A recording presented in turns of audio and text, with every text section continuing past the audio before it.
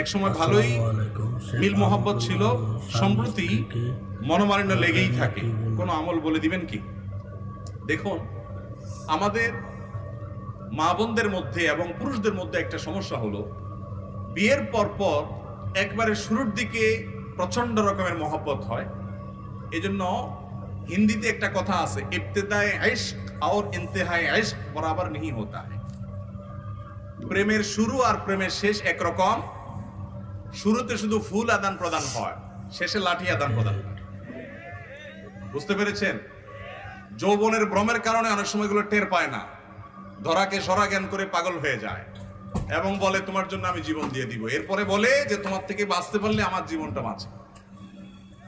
তাহলে বিবাহের পরও প্রায় শুরুর দিকে, বিশেষ করে যারা সচ্চরিত্রবান, খুব স্বাভাবিকভাবে স্বামী স্ত্রী একটা অন্যকে উজাড় করে ভালোবাসেন।